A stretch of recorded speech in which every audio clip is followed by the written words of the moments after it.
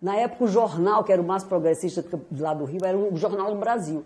Aí o Jornal do Brasil fez a seguinte matéria, cobrindo o seminário, que encheu a ABI. A ABI cheia, só embaixo tem 400 lugares, né? Estava lotada a ABI.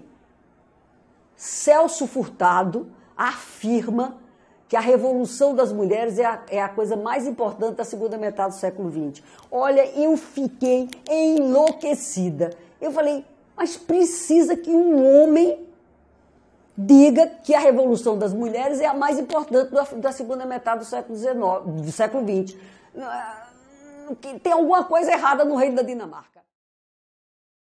Eu não tenho uma lembrança muito agradável de alguns desses encontros, porque ao mesmo tempo os partidos políticos começaram a se reorganizar e tentavam, alguns, não todos, tentavam interferir e dominar os congressos feministas. E eu acho que em 80, 81 a gente fez um grande encontro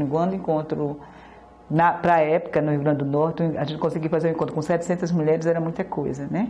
Nós criamos a Associação de Mulheres de Plataforma.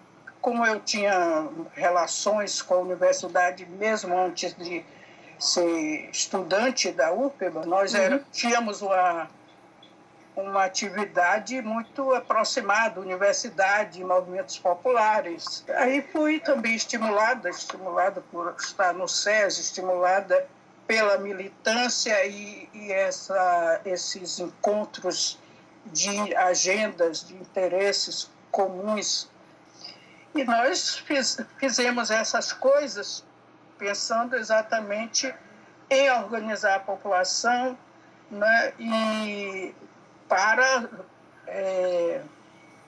ter mais base do que a gente não tinha mídia, não tinha nada, né, precisava construir alguma forma de diálogo com a população, com a organização fora sindicato, né, que era extremamente limitado. Sim, era feito com essa ideia.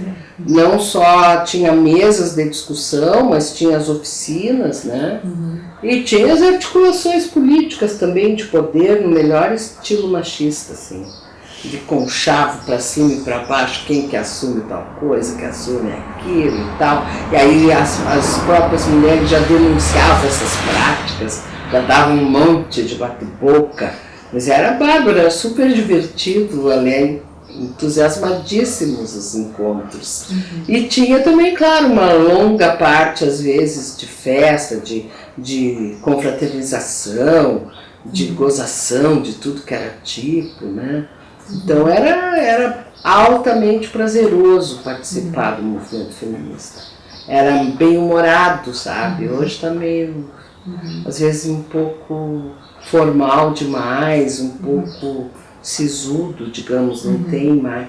E com essa chateação dos politicamente corretos, então tá um saco tu fazer política, sabe?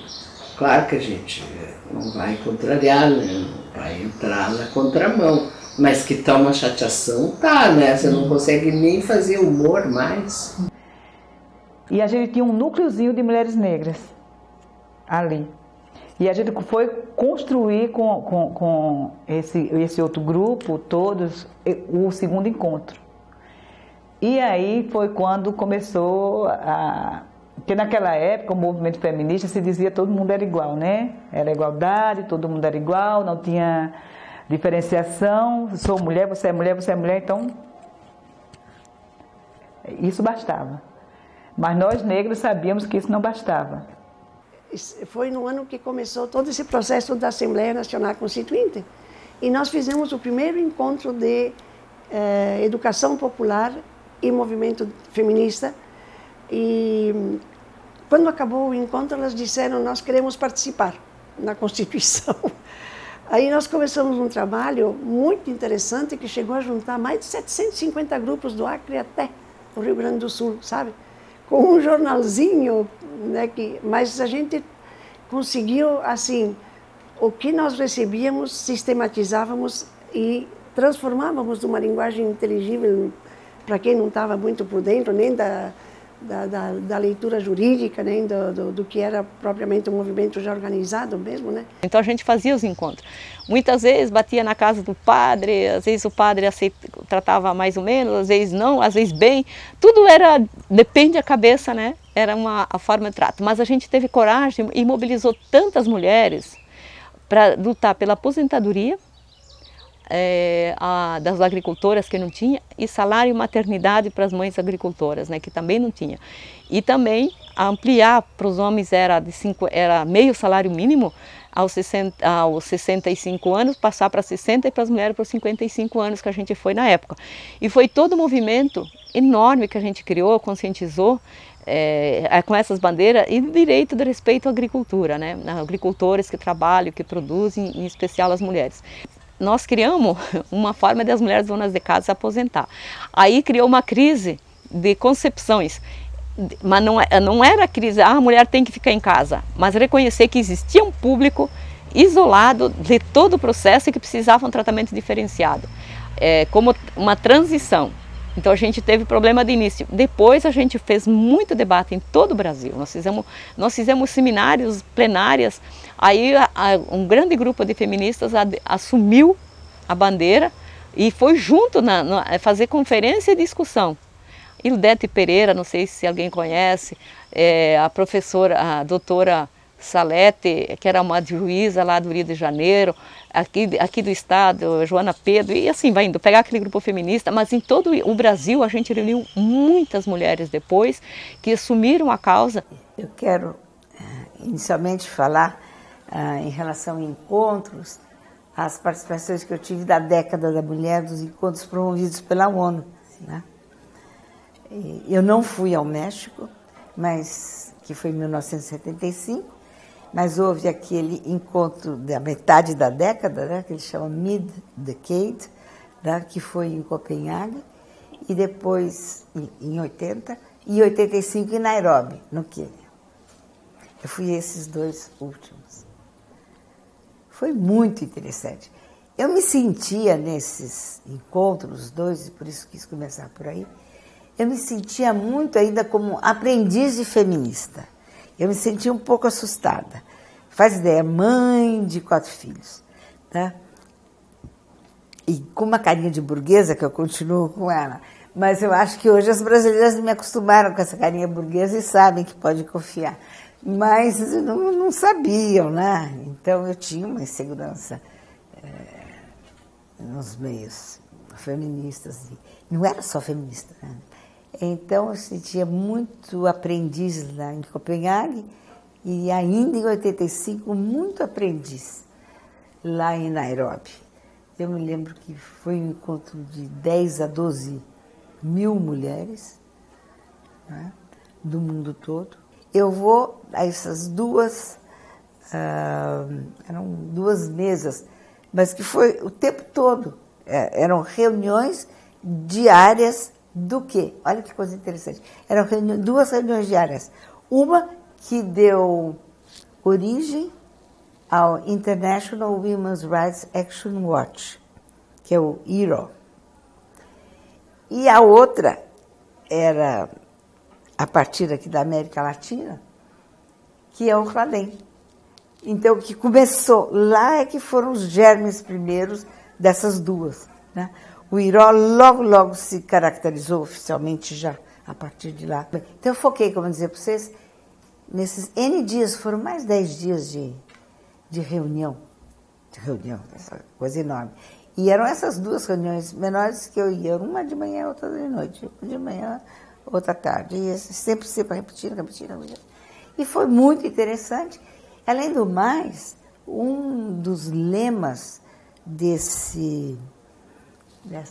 3ª grande Conferência Internacional da Mulher, promovida pela ONU, era o seguinte: houve um investimento da ONU nas regiões, um investimento inclusive local. Então, houve toda uma ebulição efetiva do movimento de mulheres, não é? Nessa década de 75, 85. Foi muito especial e no mundo inteiro, né? Claro, com uma tópica ou outra exceção, mas como um todo geral, isso aconteceu. E esse esforço da ONU, nós temos que respeitar. Ele fez, ele obteve um resultado, ele impactou, não é verdade? Bem, mas, então, se fechava a década da mulher em Nairobi. E aí, o grande lema, me lembro, era na linha de se buscar uma maneira de não se deixar perder tantos esforços e se entendendo como era importante manter-se aquela ideia de redes, associações e redes. Então, eu me lembro que era assim, uma das coisas que, não sei com que palavras estava expresso, mas isso que eu me lembro muito bem, que era a ideia, né, de não vamos perder essa maravilha que aconteceu durante 10 anos, e qual seria a maneira? Então, eles entenderam que seria manter a articulação, então, criação de redes, né? Daí, então, por exemplo, eu estava na formação da rede latino-americana e do Caribe, e eu estava na outra também, do International Women's Rights Action Watch. Quando eu fui para Lima, em 83, no segundo encontro feminista latino-americano e do Caribe, que vai ter agora um no Uruguai até. E aí, nesse encontro, também foi outro marco para mim como feminista. Isso tudo em 83 que rolou. Nesse eram várias discussões sobre mulheres e o feminismo em relação patriarcado e saúde, patriarcado e direitos humanos, patriarcado e não sei o quê. Foi bárbaro, tu vê aquelas mulheres que elas sabiam, as mesas e as palestras que a gente assistia, e era outra história, né? Aí eu fiquei, inclusive, hospedada na casa de uma mãe de uma companheira feminista lá de Lima, dos dois grupos que elas tinham Flora Tristão, Manuela Ramos, né? E era legal, porque ela, de noite tinha as festas, daí a mulherada cantava, tocava violão, aquelas músicas latino-americanas maravilhosas. Eu me identifiquei inteiramente, porque eu venho da fronteira, né? Então, foi muito bom. E o intercâmbio, né? E uma coisa que me impressionava muito, na época eu fiquei bastante impressionada com as colombianas. Elas tinham muito conhecimento, muita teoria a respeito. E as mesas que elas participavam eram incríveis. As peruanas também, mas as colombianas foi o que me deixou mais assim, impressionada. E falando... Temos muitas dificuldades, temos muitos entraves, muitas decepções e também muitos avanços, né? Muitos avanços e grandes vitórias, inclusive. E isso só nos faz ter certeza que a palavra de ordem que a gente gritava lá na conferência de Beijing, quando eu estava lá, é que o terceiro milênio nos pertence e não vai ter para ninguém.